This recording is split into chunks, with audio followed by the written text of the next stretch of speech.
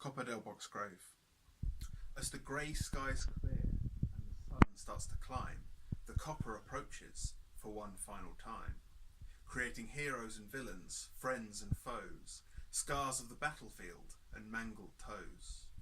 Copa del Boxgrove won, the best thing since sliced bread, but they created a white loaf when they should have had seeded instead. The team of Gallica, alongside Carter and Trapp, was doomed from the start, make no mistake about that. Ian and Stefan fell short, they couldn't quite master the pitch, while a sickly Ben Snowball played with Dick. Chris and Ewan played so well, a true underdog story, but it was the team of Stutchbury and Smith wherein lies the controversy. Teams are still not happy, it shouldn't count, they cry, but Andy turns with a wry smile and refers to 1930 Uruguay. Luckily there was enough clamour to host another one, with two new players in Robert and Tom. Sadly for Monday it wasn't a debut to remember, as he finished rock bottom with only a couple of wins to savour. One might think that the wooden spoon is embarrassing, but we all watched a fight break out where instead of punches there was slapping. Total Hoofball disappointed and finished in third, but there was a story brewing, a team from Send was the word. With black on their faces and poor taste in their hearts, they zoomed into the final. This is the sensational part. Ian and Geordie had looked comfortable throughout the whole year, but injuries and diving led the fake Jamaicans to cheer.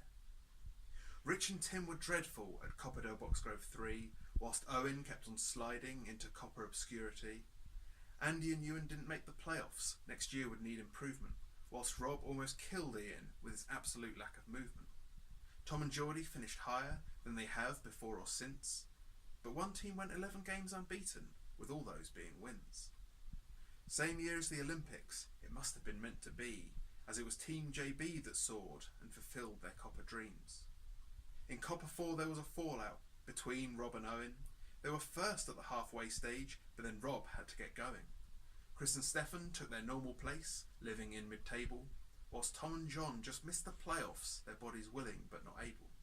The Flamingos got too cocky, they thought the title was theirs, but they would succumb in the semi, the throne would have new heirs.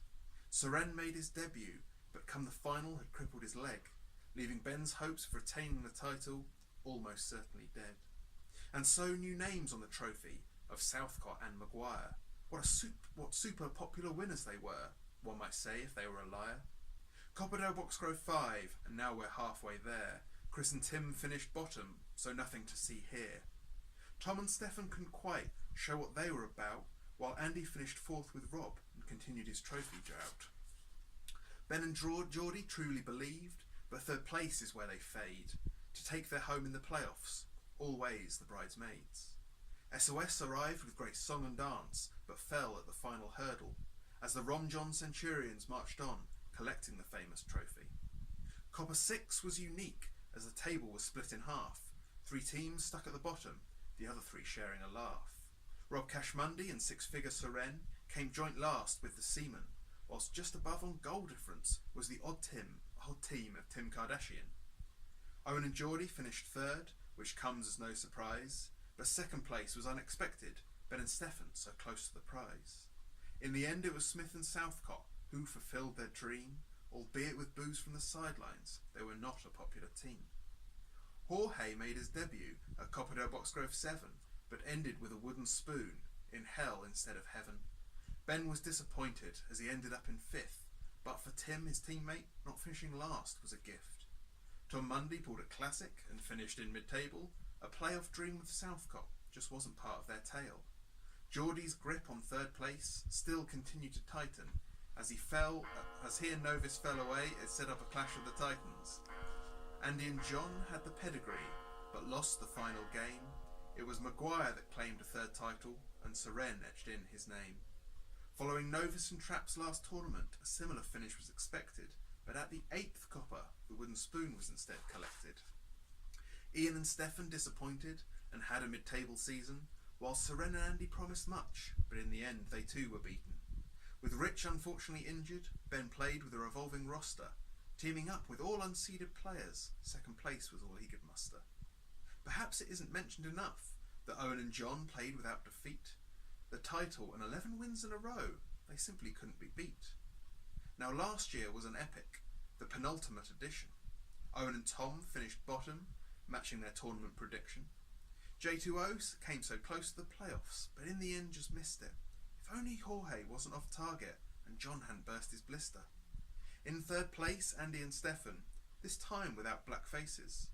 Couldn't repeat the Copper 2 magic, just not quite at the races. Little and large seemed to work. In the case of Chris and Rich, they possibly could have won it all, if not for one little glitch. Ben finally claimed another Copa Del Boxgrove victory, albeit with the help of professional footballer, one George Shangoli. And so we reached the final year, Copa Del Boxgrove 10, a final chance to dream and play, one last chance to win.